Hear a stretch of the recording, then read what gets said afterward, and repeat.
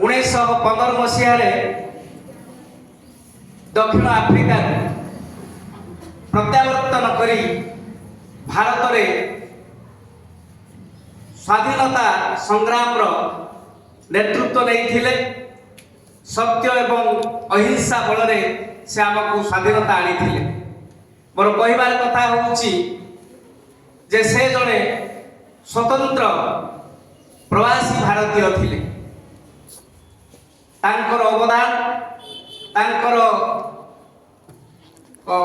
ବଳିଷ୍ଠ ନେତୃତ୍ୱ ଏବଂ ବଳିଦାନ ଯୋଗୁଁ ଆମେ ଆଜି ସ୍ୱାଧୀନତା ପାଇଛନ୍ତି। ଏହି ଦିବସକୁ ମନେ ରଖିବା ପାଇଁ 1915 ମସିହା ଜାନୁଆରୀ 9 ତାରିଖ ଦିନ ସେ ସୁଦୂର ଦକ୍ଷିଣ ଆଫ୍ରିକାରୁ ଭାରତକୁ ଆସିଥିଲେ ଏବଂ ଏହି ଦିବସକୁ ପ୍ରବାସୀ ଭାରତୀୟ ଦିବସ ରୂପେ ପାଳନ କରାଯାଉଅଛି। ଭାରତ ବର୍ଷରେ 1903 ମସିହାରୁ ଏ କାର୍ଯ୍ୟକ୍ରମ ଜାରି ରହିଅଛି 2003 ମସିହାରୁ ଏବଂ 2015 ମସିହାରୁ 2 ବର୍ଷରେ ଥରେ ପାଳନ କରାଯାଉଅଛି ଏବଂ ଆଜି ଆମେ 18ତମ ପ୍ରବାସୀ ଭାରତୀୟ ଦିବସ ପାଳନ କରୁଛେ।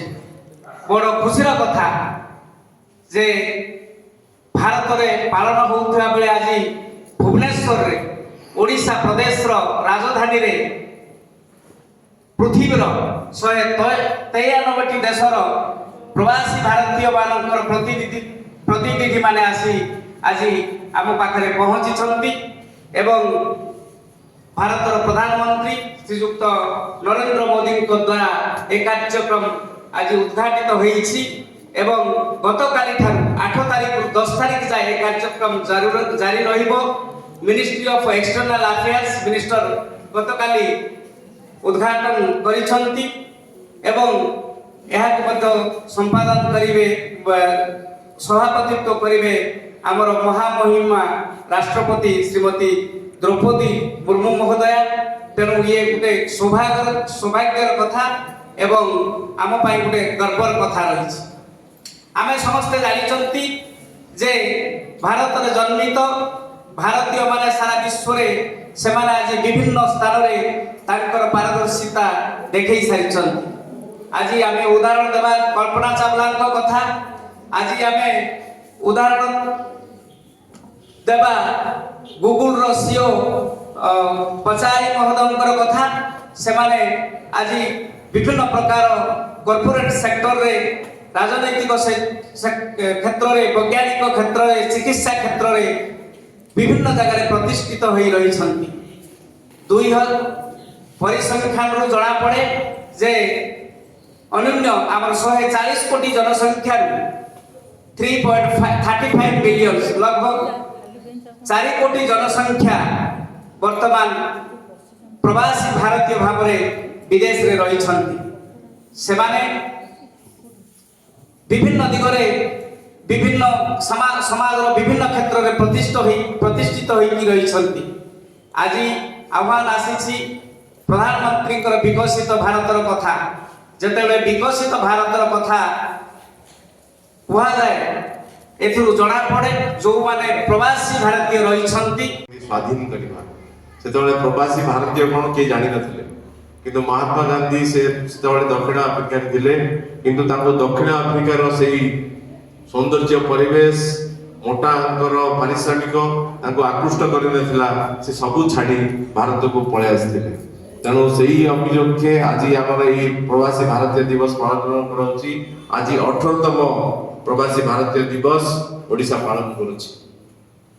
ଆପଣମାନେ ଜାଣିଛନ୍ତି 8, 9, 10 ଭୁବନେଶ୍ୱରରେ ବହୁତ ରଙ୍ଗାରଙ୍ଗ କାର୍ଯ୍ୟକ୍ରମ ରହିଛି, ଯାହାକି ମହାମହିମ ରାଷ୍ଟ୍ରପତି ବି ଆସୁଛନ୍ତି, ମାନ୍ୟବର ପ୍ରଧାନମନ୍ତ୍ରୀ ବି ଆସିଛନ୍ତି। ତ ଏଭଳି ଏକ ନିଆରା କାର୍ଯ୍ୟକ୍ରମ ଓଡ଼ିଶା ସରକାର ହାତକୁ ନେଇଛନ୍ତି। ଏହି ଦିବସରେ ମୁଖ୍ୟ ଜିନିଷ ରହୁଛି ଭାରତୀୟ ବଂଶୋଦ୍ଭବ ବିଦେଶୀ ନାଗରିକ କୃତିତ୍ୱକୁ ସ୍ମରଣ କରିବା ନିମନ୍ତେ ଏକ ଅଭିନବ ପ୍ରୟାସ। ତାଙ୍କର ଅଭିଜ୍ଞତା, ତାଙ୍କର ଅନୁଭୂତି, ତାଙ୍କର ଯେଉଁ ଏକ୍ସପିରିଏନ୍ସ ରହିଛି ତାକୁ କେମିତି ଆମର ସ୍ମରଣ କରିବା ଆଉ ତାକୁ ଅଭିନବ ଉପାୟରେ କେମିତି ଭାରତର ମାଟିରେ ଉନ୍ନତି ନିମନ୍ତେ ତାକୁ କାର୍ଯ୍ୟକାରୀ କରିବା। ଏହି ବିଭିନ୍ନ କ୍ଷେତ୍ରରେ କୃତିତ୍ୱ ଅର୍ଜନ କରିଥିବା ଭାରତୀୟ ବଂଶୋଦ୍ଭୂତ ସ୍ମୃତିଚାରଣ କରିବା ନିମନ୍ତେ ସ୍ମୃତିଚାରଣଟି କରିବା ତାଙ୍କର ୱେଲ୍ ଯୋଉ ଗୁଡ୍ ଡିଡ୍ସ ଗୁଡ଼ାକ ଅଛି ତାକୁ କେମିତି ସ୍ମୃତିଚାରଣ କରିବା ସେଇ ବିଷୟରେ ଆମେ କାର୍ଯ୍ୟ କରିବା। ତ ଯୋଉ 1915 ମସିହା ମୁଁ କହୁଥିଲି ଯେତେବେଳେ ମହାତ୍ମା ଗାନ୍ଧୀ ଦକ୍ଷିଣରୁ ଫେରି ସ୍ୱାଧୀନତା ସଂଗ୍ରାମ ନିମନ୍ତେ ପରିବେଶ ସୃଷ୍ଟି କଲେ ଏହି ଘଟଣାକୁ ମନେ ପକାଇବା ପାଇଁ ଭାରତ ସରକାର and ଓଡ଼ିଶା ସରକାର ମିଳିତ ଉଦ୍ୟମରେ 2003 ମସିହା ଜାନୁଆରୀ 9 ତାରିଖରେ ପ୍ରଥମ ଥର ପାଇଁ ଏହି ଭାରତୀୟ ପ୍ରବାସୀ ଭାରତ ଦିବସ ପାଳନ କରିଥିଲେ, ଯାହାକୁ ଆଜି ଆମେ 18ତମ ଦିବସ ଭାବରେ ପାଳନ କରୁଛେ। ଗାନ୍ଧୀଜୀଙ୍କର ଏହି ପ୍ରତ୍ୟାବର୍ତ୍ତନ ହିଁ ଭାରତ ସ୍ୱାଧୀନତା ସଂଗ୍ରାମର ମୂଳଦୁଆ ପଡ଼ିଥିଲା, ଯାହାକି ପ୍ରତ୍ୟେକ ଭାରତୀୟଙ୍କ ହୃଦୟରେ ନୂତନ ଆଶା ସଞ୍ଚାର କରିଥିଲା। ଯେଉଁ ଭାରତୀୟ ବଂଶୋଦ୍ଭବ ମାନେ ବିଦେଶରେ ବସତି ସ୍ଥାପନ କରି ଭାରତ ନାମକୁ ଉଚ୍ଚ ରଖିଛନ୍ତି ସେହିମାନଙ୍କ ଉଦ୍ଦେଶ୍ୟରେ ଆଜିର ଏହି କାର୍ଯ୍ୟକ୍ରମ। ଯେଉଁ ଭାରତୀୟମାନେ ବିଶ୍ୱ ଦରବାରରେ ଭାରତକୁ ଗୌରବାନ୍ୱିତ କରିଛନ୍ତି ସେମାନେ ହେଲେ, ମୁଁ କେତେଟା ଏକ୍ଜାମ୍ପଲ ଦେବି। ସୁନ୍ଦର ପିଚାଇ ଗୁଗୁଲର ସିଓ, ସେ ଯଦିଓ ଗୁଗୁଲର ସିଓ ଅଛନ୍ତି ୱାର୍ଲଡ ୱାଇଡ ତାଙ୍କର ନେଟୱାର୍କ, ସେ ଭାରତ ମାଟିର ସେବାରେ କେବେ ଭୁଲି ନାହାନ୍ତି। ପ୍ରବାସୀ ଭାରତୀୟ ହିସାବରେ ସେ ଆଜି Google we are also doing internet, we are also doing Google search, it is the credit goes to ସୁନ୍ଦର ପିଚାଇ। ସେ ବି ଏହି ଭାରତ ମାଟିର ସନ୍ତାନ ଯିଏକି ନିଜ ମାଟିର ଉନ୍ନତି ନିମନ୍ତେ ବି କାର୍ଯ୍ୟ କରୁଛନ୍ତି। ସେଇଭଳି ଆଉ ଜଣେ ରହିଛନ୍ତି ପ୍ରବାସୀ ଭାରତୀୟ ଯିଏକି ମାଇକ୍ରୋସଫ୍ଟର ସିଓ। ମୁଁ ବଡ଼ ବଡ଼ ଲୋକଙ୍କ ନାଁ କହୁଛି ଏକ୍ଜାମ୍ପଲ, ଆଜି ତାଙ୍କର ସ୍ମୃତିଚାରଣ କରିବାର ଦିବସ। ତ ସେଇ ସତ୍ୟ ନାଡେଲା ଯୋଉଟା ଆମର ବଡ଼ବାବୁ କହୁଥିଲେ ଯେ ମାଇକ୍ରୋସଫ୍ଟର ଜଣେ ଅଛନ୍ତି ପ୍ରବାସୀ ଭାରତୀୟ ସତ୍ୟ ନାଡେଲା, ସିଏ ବି ଏ ପ୍ରବାସୀ ଭାରତୀୟ ଯିଏ ମାଇକ୍ରୋସଫ୍ଟର ହେଡ୍ ଅଛନ୍ତି। ଆଉ ଜଣେ ମୁଁ ସେମିତି କହିବି ପେପ୍ସିର ପୂର୍ବତନ ସିଓ ଇନ୍ଦ୍ର ନୋଇ, ସେ ବି ପ୍ରବାସୀ ଭାରତୀୟ। ଏଇମାନେ ସବୁ ଭାରତରୁ ଯାଇ ବିଦେଶ ମାଟିରେ ବହୁତ ବଡ଼ ଲୋକ ହୋଇଛନ୍ତି। ଯେମିତି ବ୍ରିଟେନର ପ୍ରାଇମ ମିନିଷ୍ଟର ହେଲେ ଭାରତର ବଂଶୋଦ୍ଭବ କିଏ? ऋषि जनक। ହଁ ऋषि जनक ବେଶ, ସିଏ କାହାର ଜୟୀ ଥିଲେ? नारायण ନାରାୟଣ ମୂର୍ତ୍ତି, ଯିଏକି ଇନଫୋସିସର ପ୍ରତିଷ୍ଠାତା। ସୋ ଏଇଭଳି ଲୋକମାନେ ଯୋଉମାନେ କି ଭାରତର ଉନ୍ନତି ନିମନ୍ତେ ବି କାର୍ଯ୍ୟ କରୁଛନ୍ତି, ତ ସେମାନଙ୍କୁ ଆମେ ମନେ ପକାଇବା ପାଇଁ ଆଜିର ଏଇ ଦିବସ। ଆଉ ଆମେ ବି ମନରେ ଗୋଟେ ସ୍ୱପ୍ନ ଜାଗ୍ରତ କରିବା, ହୁଏତ ଆମେ ବି କାଲି ସକାଳୁ ପ୍ରବାସୀ ଭାରତୀୟ ହବା। ଏଇ ଯୋଉ ଛୋଟ ଛୋଟ କୁନି ଛୁଆ ମାନେ ବସିଛନ୍ତି ମୋ ସାମ୍ନାରେ, ଛାତ୍ରଛାତ୍ରୀ ମାନେ, ହୁଏତ ତମ ଭିତରୁ କେହି ବି ଜଣେ ଭାରତୀୟ ବଂଶୋଦ୍ଭବ ହିସାବରେ ବାହାର ମାଟିକୁ କାହିଁକିନା world has become a village. Boudh ଜିଲ୍ଲା ହେଇ ରହିନାହିଁ, ବର୍ତ୍ତମାନ world has become a village. ଆପଣ ଭୁବନେଶ୍ୱର ଯାଇପାରିବେ, ବାଙ୍ଗାଲୋର ଯାଇପାରିବେ, ଦିଲ୍ଲୀ ଯାଇପାରିବେ, ଆମେରିକା ବି ଯାଇପାରିବେ, ବ୍ରିଟେନ ବି ଯାଇପାରିବେ, ଅଷ୍ଟ୍ରେଲିଆ ବି ଯାଇପାରିବେ। ସୋ ଇଣ୍ଟରନେଟର ଯୁଗ, ବର୍ତ୍ତମାନ ମାନସିକତା ଚେଞ୍ଜ କରିବାର ଆବଶ୍ୟକତା ରହିଛି ଆମ ପିଲାମାନେ। ମୁଁ ଉପାନ୍ତ ଅଞ୍ଚଳକୁ ଯେତେବେଳେ ଯାଉଛି ପିଲାମାନେ ବୌଦ୍ଧ ମାଟି ଛାଡ଼ି ବାହାରକୁ ଚାକିରି କରିବା ପାଇଁ ଯିବାକୁ ଅମଙ୍ଗ ରହୁଛନ୍ତି। ଆମର ଯେତେବେଳେ ଏଠି ୱାର୍କସପ୍ କରାଯାଉଛି ଏମ୍ପ୍ଲୟମେଣ୍ଟ ଜେନେରେସନ ପାଇଁ, ଆମର ଏଠି କମ୍ପାନୀ ମାନେ ଆସୁଛନ୍ତି, ଇଣ୍ଟରଭ୍ୟୁ କରୁଛନ୍ତି, ଏମ୍ପ୍ଲୟମେଣ୍ଟ ମେଳା ଚାଲୁଛି, ଜବ୍ ମେଳା ଚାଲୁଛି, ସେତେବେଳେ ପିଲାମାନେ ଚେଷ୍ଟା କରୁଛନ୍ତି କେମିତି ଆମେ ବୌଦ୍ଧ ମାଟିରେ ହିଁ ଚାକିରି କରିବୁ, ବାହାରକୁ ଯିବୁ। ଆରେ ବାହାରକୁ ଗଲେ ହିଁ ଆପଣଙ୍କର ଉନ୍ନତି ହବ, ଆପଣଙ୍କର ଉତ୍ତରୋତ୍ତର ଉନ୍ନତି ହବ, ଅଧିକ ସଫଳତା ମିଳିବ, ଅଧିକ ଫାଇନାନ୍ସିଆଲ ଫ୍ରିଡମ୍ ମିଳିବ, ଅଧିକ ସାଲେରୀ ମିଳିବ, ୱେଜ୍ ମିଳିବ। ଆଉ ମୁଁ ଯାହା କହୁଥିଲି world has become a village. ବହୁତ ଲୋକ, millions of people from India are going out, are staying outside, and ଯାହା ଫଳରେ ନିଜର ଜିଡିପି ବଢିବ, gross domestic product, gross national product ବି ବଢିବ। ଆପଣ ହାର୍ଡ କରେନ୍ସି ଆର୍ନ କରିବେ, ଦେଶରେ ଇନଭେଷ୍ଟ କରିବେ, ସୋ ଦ୍ୟାଟ୍ ନିଜର ଆମର ଇନକମ୍ କ୍ରାଇଟେରିଆ ବି ବଢିବ, ମୁଣ୍ଡ ପିଛା ଆୟ ସମସ୍ତଙ୍କର ବଢିବ। ସୋ ଏଇ ଯୋଉ ମୁଁ ଏକ୍ଜାମ୍ପଲ ଦଉଥିଲି ଯୋଉ ପ୍ରବାସୀ ଭାରତୀୟ ମାନେ, ତେଣୁ ଏମାନଙ୍କ କୃତିତ୍ୱ ମନେ ରଖିବା ପାଇଁ ଆଜି ଏହି କାର୍ଯ୍ୟକ୍ରମର ପରିକଳ୍ପନା କରାଯାଇଛି। ଏହିଭଳି ସାହିତ୍ୟ, ସଂସ୍କୃତି, ବାଣିଜ୍ୟ, ବିଜ୍ଞାନ, ଅର୍ଥନୀତି କ୍ଷେତ୍ରରେ ସେମାନେ ସମାଜର ମଙ୍ଗଳ ଦିଗରେ ଅନେକ କୃତି ଅର୍ଜନ କରିଥିବା ବ୍ୟକ୍ତିତ୍ୱ ଅଛନ୍ତି। ତେଣୁ ଆନ୍ତର୍ଜାତିକ ସ୍ତରରେ କୃତିତ୍ୱ ଅର୍ଜନ କରିବା ବ୍ୟକ୍ତିତ୍ୱଙ୍କ ଉଦ୍ଦେଶ୍ୟରେ ଆଜି ଆମେ ଏହି ଦିବସ ପାଳନ କରୁଛୁ। କେବଳ ଏତିକି ନୁହେଁ, ପୃଥିବୀର କୋଣ ଅନୁକୋଣରେ ଥିବା ଯେକୌଣସି ଦେଶ ସହିତ ଭାରତର ସମ୍ପର୍କ ସୁଦୃଢ଼ ହୋଇପାରିଛି। ଆଉ ଗୋଟେ ବି କଥା ମୁଁ କହିବି, ଓଡ଼ିଶାର ଅର୍ଥନୀତି ଭାରତର ସବୁଠାରୁ ଦ୍ରୁତ ଗତିରେ ବଢୁଥିବା ଅର୍ଥନୀତି ଅଟେ। ଅର୍ଥନୀତିଟା ବଢିବ ଯେତେବେଳେ ଫରେନ୍ ଇନଭେଷ୍ଟମେଣ୍ଟ ଆମର ଦେଶରେ ଇନଭେଷ୍ଟ ହବ। ତେଣୁ ଓଡ଼ିଶାର ଭୌଗୋଳିକ ଅବସ୍ଥିତି, ସାମୁଦ୍ରିକ ବେଳାଭୂମି, ବିମାନ ସେବା, ରେଳ ସେବା, ସଡ଼କ ସେବା ପ୍ରବାସୀ ଭାରତୀୟଙ୍କୁ ଓଡ଼ିଶାରେ ପୁଞ୍ଜି ନିବେଶ କରିବାକୁ ଉତ୍ସାହିତ କରିଛି। ତେଣୁ କାହିଁକି ଭାରତୀୟ ବଂଶୋଦ୍ଭବ ମାନେ ଯେଉଁମାନେ ଫରେନ୍ରେ ଅଛନ୍ତି ଆସିକି ଏଇଠି they are doing business, they are making ପିଲାମାନଙ୍କୁ ନୂଆ ଜେନେରେସନ କୁ ଚାକିରି ଦେବାର ବି ସାହାଯ୍ୟ କରୁଛି। ଖାଲି ଚାକିରି ନୁହେଁ, ଇଣ୍ଡଷ୍ଟ୍ରିଆଲ ଡେଭଲପମେଣ୍ଟ ବି ହଉଛି, ଆମର ଉତ୍ପନ୍ନ ବି ହଉଛି, ବିଭିନ୍ନ ପ୍ରକାର ଡେଭଲପମେଣ୍ଟ ଯାହା ହଉନଥିଲା ତାହା ବର୍ତ୍ତମାନ ସଫଳ ହେଇଛି ପ୍ରବାସୀ ଭାରତୀୟଙ୍କର ଉଦ୍ୟମ ଯୋଗୁଁ। ପ୍ରବାସୀ ଭାରତୀୟ ମାନେ ଓଡ଼ିଶାରେ ବାଣିଜ୍ୟ, କାରିଗରୀ, ପର୍ଯ୍ୟଟନ, ପରିବହନ, ନିଯୁକ୍ତି କ୍ଷେତ୍ରରେ ବୈପ୍ଳବିକ ପରିବର୍ତ୍ତନ, ଯଦି ସେମାନେ ଏହା ଇନଭେଷ୍ଟ କରିବେ ନିଶ୍ଚୟ ଏହା ବୈପ୍ଳବିକ ପରିବର୍ତ୍ତନ ଆଣିବ। ପ୍ରବାସୀ ଭାରତୀୟଙ୍କ ମାନେ ଆଗମନ, ଓଡ଼ିଶାର ଆଗମନ ଓଡ଼ିଶାର ଯୁବଶକ୍ତିକୁ ଉପଯୁକ୍ତ ପ୍ରଶିକ୍ଷଣ ଦେଇ ଦକ୍ଷ ମାନବ ସମ୍ବଳ ସୃଷ୍ଟି କରିଯାଇପାରିବ।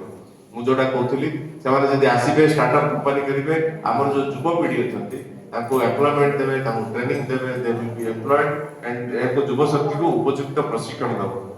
ତା ସହିତ ମୁଁ କହିବି, ଆମର ବିଓ କହୁଥିଲେ ଯେତେବେଳେ ଇଣ୍ଟ୍ରୋଡ୍ୟୁସ୍ କରୁଥିଲେ, 3T କଥା ଆମେ ଭୁଲିବା ନାହିଁ। Trade, technology, technology and tourism. Tourism. Trade, technology, tourism को आमे भूलिबा नहीं। ट्रेड ता निश्चित भाव इंपोर्टेंट। ए जो प्रवासी भारतीय मान को आमे कहूछु, आमर जो टूरिज्म पॉकेट्स अछि जहा कहूछु आमे अननोन टूरिस्ट डेस्टिनेशन। बहुत माटी रे मो जेतले एठी आसी जिलापाल हरे जॉइन करली, एठी मु देखिली बहुत रे बहुत किछि टूरिस्ट स्पॉट अछि व्हिच इज अनआइडेंटिफाइड, अनरिकॉग्नाइज्ड। काइना जे टूरिज्म मैप रे सेटा नाही। तो आमको आमर कर्तव्य होछि प्रसार प्रसार माध्यम रे ताकू केमि आमे टूरिज्म मैप रे आनिबा। एठी बहुत किछि अछि, विराट विशाल का फॉरेस्ट रहिछि, रिजर्व फॉरेस्ट, बहुत किछि रिजर्व एनिमल्स रहिछथि, एंडेंजर्ड स्पीशीज रहिछथि, फ्लोरा एंड फौना रे भरपूर हेतिला, किंतु हमर एठी टूरिस्ट रो फुटफॉल कम अछि काइना हमर प्रचार प्रसार रहिनै। हमर ट्रेड बिजनेस रे हमर फॉरेस्ट प्रोडक्ट बहुत किछि रहिछि। हमर एबे पॉलिसी मेला हेतिला जोथि आमे देखिलु जे बहुत किछि हमर फॉरेस्ट प्रोडक्ट्स को हमर एसएचजी मा माने भी ताको क्रय संग्रह करी ताको पैकेट करी बिकुछन। किंतु एभली जो अभिनव प्रयास रहिछि ताको केमि हमें ट्रेड रे परिणत करबा, ताको टेक्नोलॉजी अप्लाई करबा, ऑनलाइन रे it will be available, J online रे भी हम केमि ट्रेडिंग करि परबा। सो टेक्नोलॉजी को जदि हम यूज करबा, ट्रेड करिबा एंड टूरिज्म को डेवलप करिबा, निश्चित भाव में प्रवासी भारतीय माने भी आसीबे, पुंजी विनियोग करिवे, सेमाने भी हमर हाथ बढ़ाइबे। तो हमर केमति टूरिज्म को डेवलप करिबा पाई जेहेतु पिला माने अछंती, मु आउ तीनटा जिंस कहबो को चाहेबी जे आमे जेमति एडा भूलिबा नै, तीनटा मां को केबे भूलिबा नै, निजे जन्मदात्री आम मां ताको केबे भूलिबा नै, आम माटी जे हमको जन्म देछि ताको केबे भूलिबा नै, आउ आम मातृभाषा। सो एई तीनटी मां को आमे केबे भी भूलिबा नै। जदिও आमे प्रवासी भारतीय काली सकल होबा, तथापि आमे एई मां माटी मातृभाषा को केबे भूलिबा नै। जहा कि आपन सामने रे हमर सम्माननीय अतिथि बसिचंती बड़ बाबू, से जने थिले प्रवासी भारतीय, किंतु ताको मां माटी मातृभाषार आकर्षण एते जोर करी धरिला, से निश्चित भाव में चाकरी छाड़ी से बौद्ध माटी रे जॉइन कले, सक्रिय राजनीति रे भी से अंशग्रहण कले, लोकों को सेवा रे से निजको प्रति कले। तो मु कहबा चाहिबी ए जो मां माटी मातृभाषा को केबे आमे पिला माने भूलिबा नाही। निश्चित भाव में आमे जते बड़ हो ना काई भविष्य रे ए तीनटा को सब बळे कनेक्ट, जाको इंग्लिश रे कहउछथि कनेक्ट टू द रूट, आमे रूट को सब बळे मन रखिबा। तो यही तीनटा को अपने सफल रूपे जदि रूपायन करिबा, निश्चित भाव में सक्सेस पाइबा। आउ तीनटा जिंस मु कहबी, तीनटा अ को केबे भूलिबा नै। तीनटा अ कोन, गोटे हला अभिज्ञता, अनुभूति एंड अनुभव। जो प्रवासी भारतीय को कथा आज कह जाउची, आमे ताको कोन कहउछु, आमे कहउछु ताकर जो अभिज्ञता अछि, ताकर जो अनुभूति अछि, बाहर ये रे ताकर जो अनुभव रहिछि प्रदेश रे, बाहर प्रदेश रे, सेटा केमते भारत माटी रे तार सदुपयोग करंतु, पुंजी विनियोग करंतु, विद्यार अनुभूति, अभिज्ञता एंड अनुभव। मो ए पिला मान को समस्त को अनुरोध करिवि, आपण माने मध्य ए अनुभूति, अभिज्ञता एंड अनुभव को निज हृदय रे रखंतु। आगामी दिन रे केमति ताको साकार देई परिबे, आगामी दिन रे केमति ताको रूपायन करि परिबे, सफल रूपायन करि परिबे, ता पे चेष्टा करिबा उचित। खाली सेतिकी कले हबो नाही, हमको सक्सेस पाइबा पाई जेहेतु सब पिला मान अछन, मु आप ऐड करिवि, हमको हार्ड वर्क करिया पड़िबो। प्रवासी भारतीय दिवस अवसर में सब पिला अनुरोध करी hard work is the creation आप प्रथम जदि पिला इज नॉट स्ट्रांग फ्लोर आपन छातटा केबे स्ट्रांग हे परिबो so hard work basically hard work is required खाली हार्ड वर्क कले हबो नहीं ता सहित कमिटमेंट रहबा दरकार मन भीतर गोटे कमिटमेंट रहबा दरकार जे मो मां माटी पाई किछि करिवि मो फैमिली पाई किछि करिवि मो राज्य पाई किछि करिवि मो देश पाई किछि करिवि और निज पाई किछि करिवि तो ये जो कमिटमेंट मन भीतर गोटे स्वप्न जागरण हवा दरकार तापर जे आपण ताकू रूपायन दे पारिबे तापर निज पैशन सब जिनस को गोटे पैशन आकार नवा दरकार निज पैशन को डेवलप करिया पड़े पाठ सहित निज पैशन रहला दरकार ताहले आमे जाई सक्सेस पाई परिबा फेलियर्स आसीबो लाइफ रे फेलियर्स आसीबो केबे भी पछ घुंचा दबा नै failure is the pillar of success so fail jar किसी कोनोसी जिनस जदी जने फेलियर होची never ever thought of the failure is by defeat failure is the pillar of success ताकू पाथय करी आगु को बढ़िबा आउरी चेष्टा करबा केति आमे सेथिरे सक्सेस पाइबा तापर फरे रोची focus we have to focus खाली हार्ड वर्क कले होबनी कमिटमेंट कले होबनी किबा पैशन को डेवलप कले होबनी हमको फोकस करिया पड़ो मु कोन करिवि मु कोन हेबी निजको निजे क्वेश्चन करिया पड़ो आस्क योरसेल्फ आस्क होला एटीट्यूड स्किल के हला नॉलेज सो निजको निजे आस्क योरसेल्फ निजको निजे पचारिया पड़ो मो एटीट्यूड को डेवलप करिया पड़ो हमर एटीट्यूड को डेवलप करिया पड़ो जे मु बडा हेबी किछि करिवि ए जो स्वप्न को साकार करबी विथ ऑल दिस पाथय करके आकू पचारिया पड़ो निजको जे मु कहूँ जो आस्क रो फॉर्मूला एटीट्यूड प्रथम एटीट्यूड को चेंज करियार आवश्यकता रही तापरे निजर स्किल जो ट्रेनिंग जो पाठ पढ़ा निजर अध्यावसाय जो हार्ड